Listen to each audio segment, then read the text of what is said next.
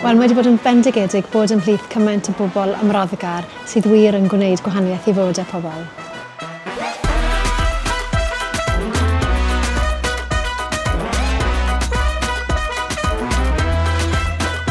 Fi'n meddwl bod heddiw'n ddiwrnod arbennig bod cael 400 o bobl yn yr un lle ar yr un pryd i drafod gwaith ieuenctid wedi bod yn wych a dwi'n meddwl dylai hyn ddigwydd yn amlach.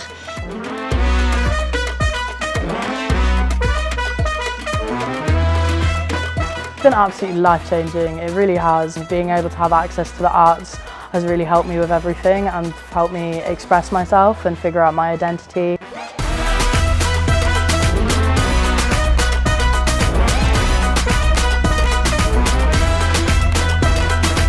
Ie, mae wedi bod yn hollol profiad anhygoel a wych i bod yn rhan o'r Cynhadledd Gwaith Ieuenctid heddiw.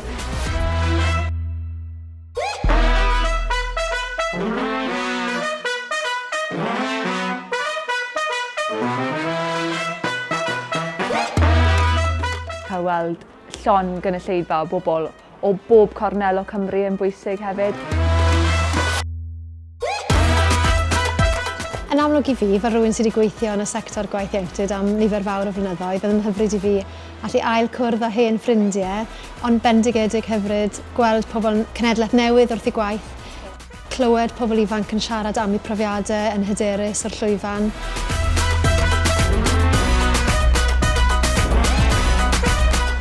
Ysbrydoliaeth, dwi wedi cael llwyth o ysbrydoliaeth.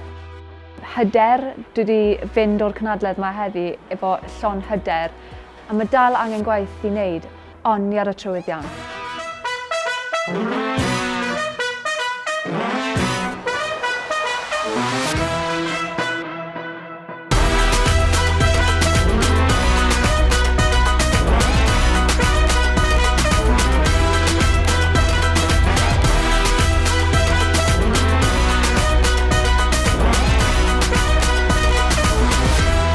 Neges sydd gyda fi mor amlwg a mor syml, ond pobl ifanc yw ein dyfodol ni.